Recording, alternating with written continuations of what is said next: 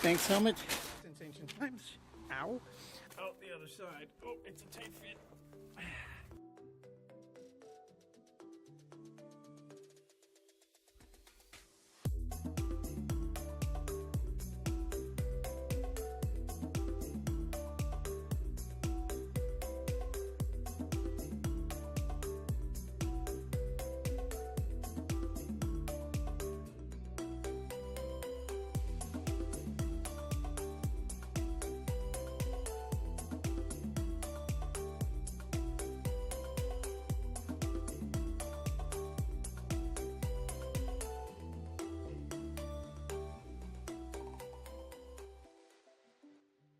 Hey everybody, and thanks for stopping by. Once again, it's in the signs, coming to you both from space, thanks Google Earth, and boots on the ground. We're clearly in Europe, and we're going to be visiting an area just north of Stockholm, which, believe it or not, has had concerns over the centuries of being invaded. While they're famously non-aligned throughout history and neutral in, say, World War II, they still have felt threatened from time to time. And about 100 years ago, a bunch of private citizens built some forts across the northern and southern areas to prevent land attack. This little suburb here is called Karby, and we're going to visit both through the air and across the boots in the ground area a variety of emplacements. For example, on this quaint little farm. And nearby in this little knoll, which I find hilarious, is right behind a giant recycling center. And as we stretch across all of this space, we'll get a sense of how this defensive system worked, the various states of repair that are in, and why it might be a fun place to go and visit. If you're a fan of Breaking Impossible, you know we get out there and trek around. The reason I'm doing this is because it just is kind of fun for me, and I hope to share it with you. These sites are in a whole bunch of different states, and some of them, as this one here is in the middle of a nature preserve, while others are more fully formed, although inhabited by a lot of graffiti and visits from local youths, I'm sure. Nevertheless, as you can see, these sites come to you in a form, and they form a giant semicircle around the entire Karby neighborhood. And they stick to the terrain, again, pretty seriously defensive. And while it may not look like it, and some of these things you can't really even see behind foliage and cover today, we nevertheless will visit them, and you'll get a good sense of why this is often called the sausage line. As you can see, this little concrete bunker there, they kind of look like sausages, and especially when you're on the ground. The first places we'll visit are a bunch of infantry emplacements, and they're all surrounded and are protected by rather large artillery batteries. And while they're not much to look at today, it is pretty easy to imagine how they were. And this Karby fortification is actually part of an entire system. And so just across town over in Sollentuna, there's less preserved ones, so we won't spend a whole ton of time there, but the battery itself is really pretty amazing. And it overlaps with other history, which we'll get to at another time, the 1912 Olympic Marathon, which happened to run right past here. In any case, these little heart-shaped impressions in the ground are the walls of the battery, and it's right behind the Sollentuna church. And the fortifications that surround it, again, the same design as like with Karby, are just out here around following the lay of the land and this little suburb along here. Sadly, most of the ones in here are nothing much more than glorified ditches, but it's still a heck of a lot of fun to get out there, find them, and dig around in the dirt. What is kind of interesting to me is as you go out there, you will find that people don't really know about them. I visited one in the middle of an industrial recycling center, and people were laughing at me. They had no idea it was there. They were like, "What? Do you have something to throw away?" "No?" "Well, we can't let you in then." Happily, many of these other sites are visible, are available. Let's go see them. Welcome to our first stop here around Karby, looking at Stockholm's permanent defense. This is a portion of the sausage line, and this unassuming pile of rock here is the first outpost that we're going to see, and by the end of it we're going to see another one like it, but also how modern life has encroached upon all of these magnificent pieces of rubble from around around 100 years ago, built to defend the north from land invasion by the Russians. It's been a long time here, and they take it seriously. Let's go take a look.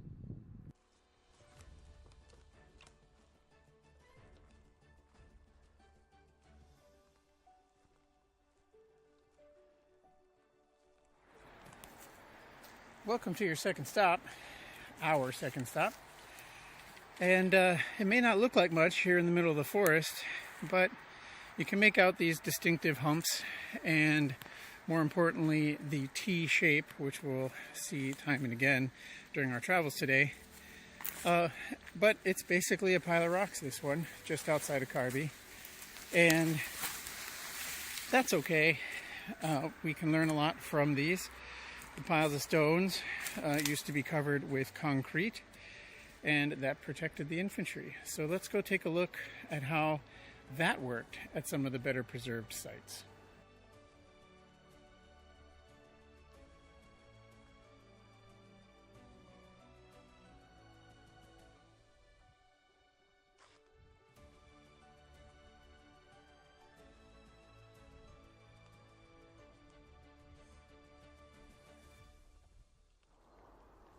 There's our third stop. And I particularly like this one. Doesn't it feel like you're walking up on a Star Wars Rebel base? It's a load of concrete here in the middle of another forest. But as we'll see, this one oversees a rather large plain and is within, about 1,000 yards, about a kilometer, of the next one over. And as we'll see by reading the signs, that's part of the purpose. The forts here, the infantry pits, are built for riflemen to stay inside, obviously, and shoot at things around them. They're supported by batteries back down the way, and they have the heavier duty firepower. But importantly, they needed frontline folks to observe, sight, and fire naturally. So here we are at this one, and we will walk around inside in a moment. You can see the T shape right along here, and it's even more spooky and impressive from the inside. But the next one we're going to see is a preview of coming attractions. It's basically straight through the V right over there. So should armies decide to march through this section, they would be under crossfire at the whole time. So as any dad will tell you, you can read a lot reading the signs, and this one is hopefully showing us those overlapping fields of fire I was just mentioning. The big black arrow is here, this site, the T shape. Over on the left of the colorful rays is where the sighting one, where our first stop was. And as you can see, and we were just pointing out, across this gap, this big field, about 1,000 yards away, is another site, which we'll visit momentarily. But before we do that, let's take a look inside and see how these worked, shall we? They're obviously pretty impressive, and from the ruins that we saw earlier, those are basically just under, well, these beer cans and Oreo cookies, because they would just pour concrete on top of them after digging out the trench, saving themselves some effort, building some strength. And the walls here are filled with these rifleman holes. Anyone who's familiar with these kinds of slits can tell you how a single rifleman would man each hole and swing left and right to have a wide field of fire while avoiding anything coming at them. So we go further into this. You can see that on each side they have those because these are expected to be overrunish. And they were all built before basically machine guns. Certainly airplanes were in use, and tanks, and that's why there's such an emphasis on the infantry side. And as we go down the long T here, you can see how those overlapping fields of fire would be laid down through holes on either side.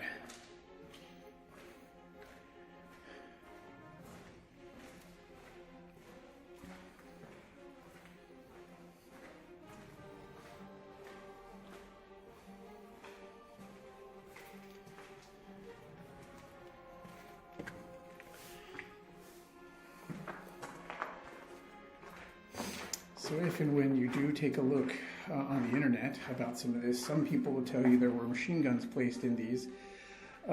According to what I've been reading, that's just not the case. As I said, these were built for infantrymen. They stand up on these stairs here, pointing their rifles out in all directions like a porcupine. And as I've done my own looking, the machine gun just was not in that much use when these were designed and built. In fact, nothing was added to this defensive line after 1920. So it's just been this way, slowly decaying, and in some cases destroyed all that time. A big mystery to me, though, which I'm still looking, and maybe if you know, you can tell me, why do they have these doors in the middle of the long thing? That seems like a pretty weak point. I guess at a certain point, if you're getting shelled and you want to get out, but it seems a little odd to me.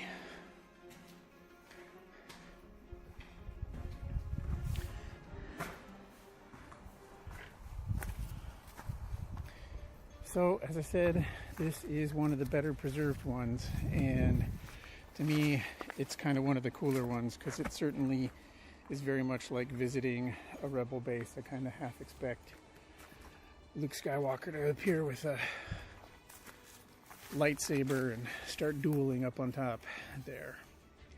Again, you can see the T-shape all the way down. We were just inside there, and there's the door. Pretty cool. Let's go on to our next stop, one that's sort of halfway between the completely just pile of rubble and this one. Okay, here's our next stop. As I was saying, looking backwards, the battery we were just out is straight over there, but actually beyond that copse of trees. The trees here, though, are all basically less than 100 years old, or they would have been just tiny saplings. And so all of these forts would have had a long view of the plains and the waterways that you can see below us now.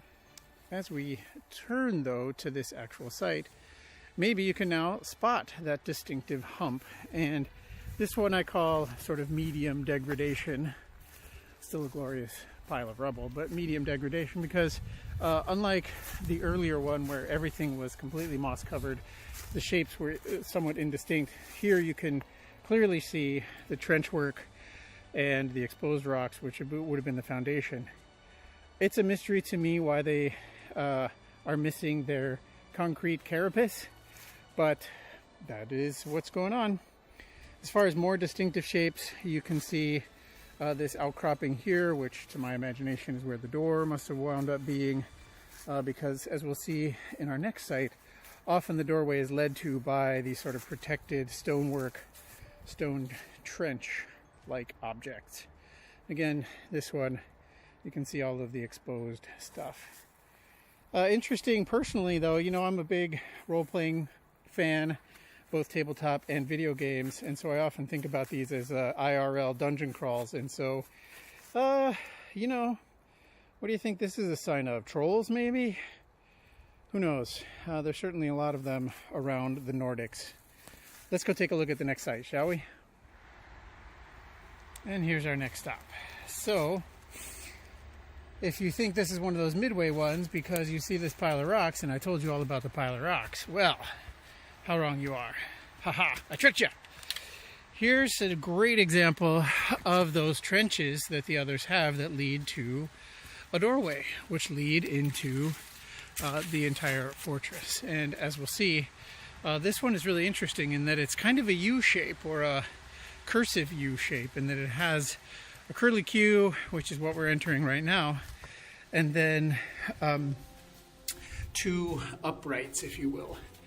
And you can still see the same design as earlier, with broad viewpoints for sighting.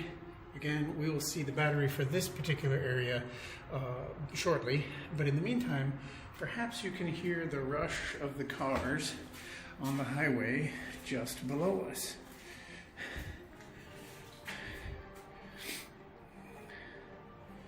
And we will see that that is indeed one of the major encroachments here at this site as far as modern life.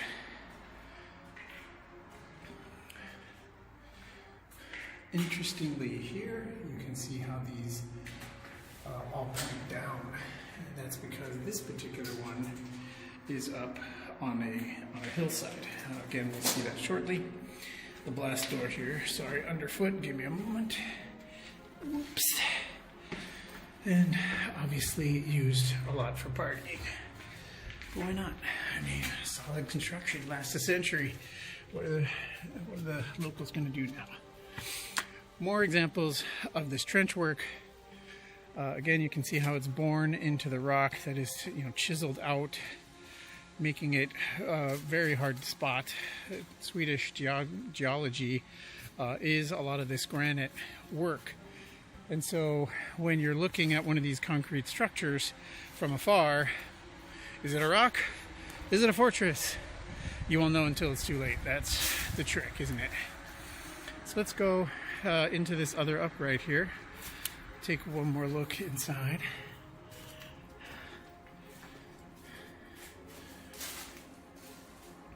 You can see these ones point a little more up because that's upward on the hill, whereas these ones point a little more downward, but not as downward because then you would be shooting your buddy right on the other side of that grass.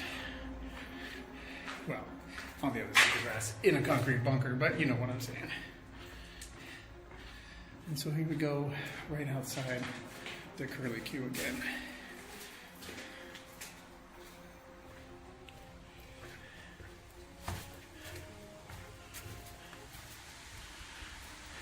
Let's see if we can't get a look up topside and see what they look like, as I was just saying. So we were just looking outside these ports here. They don't point as downward, they point a little more upward now, probably for obvious reasons, because if somebody's coming up from this side, you don't want to be looking down on them, shooting their kneecaps, I guess. And this is then the structure underfoot. So we just walked through these tunnels and away and around. And there you can clearly see the highway, which will play an important role here just before we end this little section by seeing how that has really impacted the last site that is very much like the first site.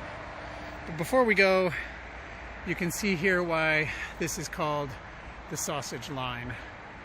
That particular view of the concrete domes, laughingly referred to as sausages. And yeah, I can see that. I'm sure you can too. View of the trench work from above. We just walked through there, and the lower tunnel. Again, those ports pointing out across this grass, the other one's pointing down into the valley where now you can see the highway. And just a wonderfully preserved site here in the Karby section.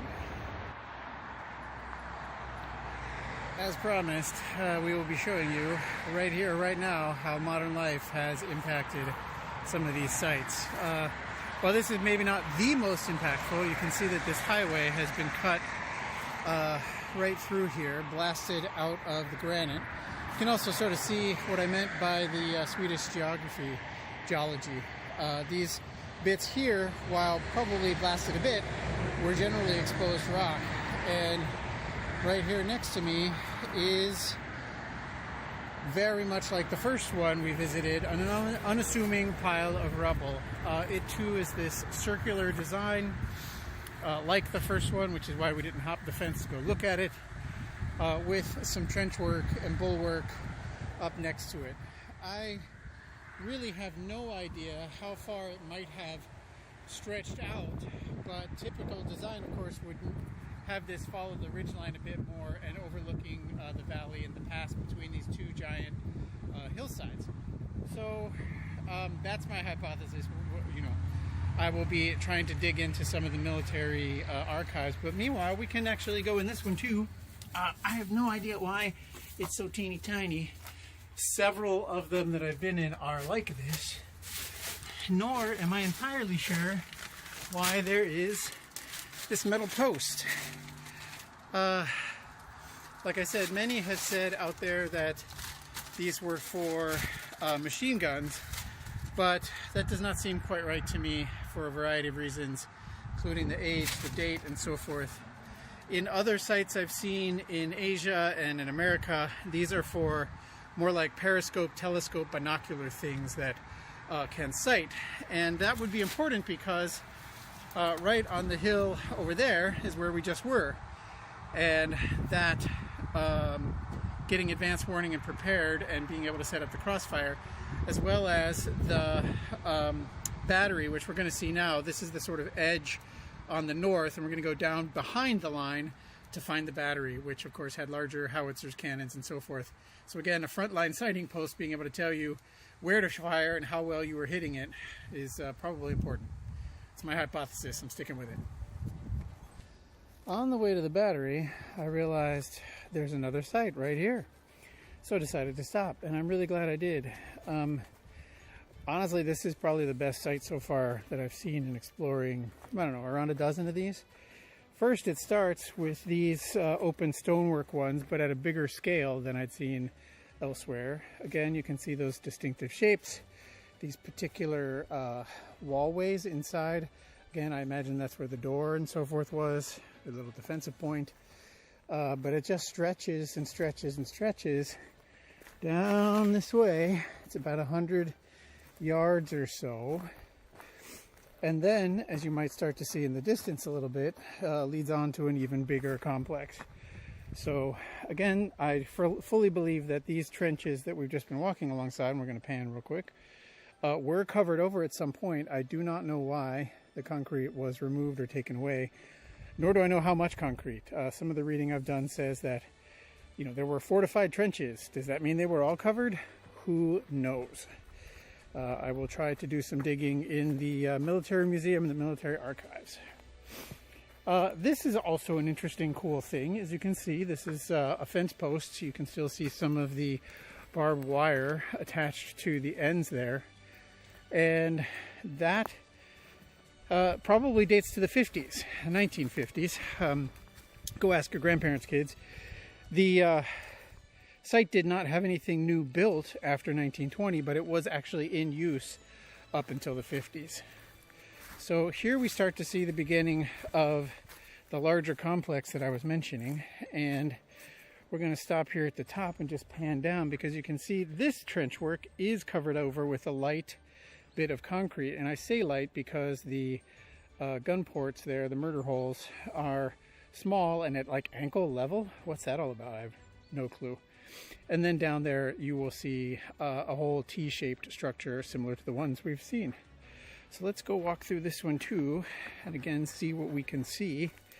You might notice also, just before we duck in there, this other trench leading up to it, this one also stretches for like 100 yards out that way. And this thing right in front of me is again that oddly shaped wall work. One other feature down along the bottom there, you can see the very squared off step where on the interiors, as we're about to see again, is where people stood and pointed their rifles down at the proverbial bad guys.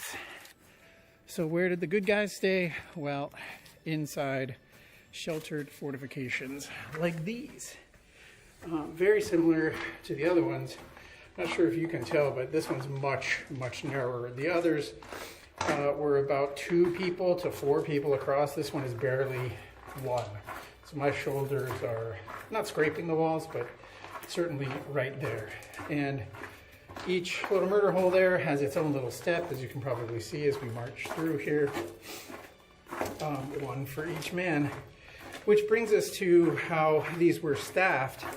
There were about 40,000 people involved in the defense when this was active. And they were from what's called the lands defense. So it was part of the regular army, but not the army. I'll probably write that one up because it's a little complicated to explain while exploring. Anyway, this is the top of the T. We're about to go inside here. And again, you can see these ones are much bigger. So these are about 4 people across up on top of the steps and down the ways, both sides of the top of the T here. The murder holes more spread apart with the angles for swinging one way or the other. Folks again say that these were machine gun ports, but I don't see any place where they would rest or sit or be installed. So I find that very hard to believe. But, you know, what am I? Well, this one seems to have been Blair Witched a little bit with some creative ironwork. In any case, you see that post, my hypothesis, those are for observational things, although it being inside the concrete bunker sort of puts shame to my hypothesis that it's a periscope of some kind. What would it poke through? Clearly not the roof. In any case, let's get out of here and then walk once around the whole perimeter, because my goodness, this place is really huge when you take into account the 250 feet, 200 meters of trench work just up the hill there. Like you can see the ferns at the top of the hill, which flashed in the camera moments ago. It's 100 feet that way, or 100 yards, excuse me, about 100 meters, and then the same the other way. And then this giant T structure, which, while we just walked around inside, is still pretty fun to come and see where they would have been looking, of course. So this front of the T to the left and the right, while it looks like forest now, these trees are not 100 years old. They would have had very clear fields of fire up and down this valley, which is, I assume, why this one is so big. The military planners felt that armies were likely to march through this section for some reason. Stay tuned. I'll be putting that on the video here with a little view of Google Earth so that you can take a look at the geography and geology that drove some of this. But again, this one is joining my faves for the reasons I mentioned earlier. I mean, it just looks like a rebel fortress, doesn't it? Sure does. So we're on our way to the battery, which again supported all of these with the heavy fire, the howitzers, the large cannons shooting arcs over the top of these folks, while they took the brunt of the infantry battles, sheltered in their lovely trenches. Let's go see that battery. And here we are at the battery. You can see this road here and a little bit of a barn perhaps in the distance. This location is on the edge of sort of the city and civilization in a way. Where we came from was right up there, and in fact, all the way around like this. So what that means is that there's a semicircle, and this is the center of it, this battery. And there's not much to see at a battery, as you may or may not know. They're basically just open pits and holes where you would have the big guns and hold all the ammo. And as you're looking at it from here, certainly you don't see much until you see a hole in the ground. And let me assure you, there are no hobbits here. But each of these, and we're going to go through several of these pits, seem to be ammo centers or control centers, although they're seemingly very small with no openings to other locations. So maybe they were just shelters if you were getting bombarded, I don't know. In any case, this is the largest one I've seen at this location, and we're going to go walk around this entire site, but again, use your imagination. There's not much to see in this, and in fact everything you're looking out in front of me here is the site. It's just this big plain. What I'm walking on here seems to be some kind of old supply road. On the right seems to be some kind of defensive wall, and I will insert some videos of some better preserved ones, that is batteries, but they are not here. And I mention that specifically because they all seem to be of the same style and on the same design, but different materials and different quality. So, for example, this little pit here is just dug out of stone, out protruding into the wall. And I've seen examples where that's lined with nice, smooth, clean concrete that obviously is deeper and more protective and more trench-like and higher quality. So I don't know what to say about much of that, except to continue pointing out, here's the wall, here's the site. It's just a big, flat area with these particular wells and semicircles where the cannonry would live. And I do specifically mention cannonry because they would have been placed at like wall height here to fire out over the tops, and the howitzers would have been behind us in those big flat plains. And maybe that explains some of the site in the back there, that larger one, because as I said, these little ones are little. They are much smaller. You can tell probably right away this is maybe a person and a half across. And they have these holes in the wall, which in other sites that I've been in, generally were for storing ammunition and so forth. And as we'll see shortly, these big doors go over those holes. And so I can only imagine that various sorts of ammunition were stored in those pits to keep from being hit and exploding, and yet handy for preparing the cannon, obviously, and firing.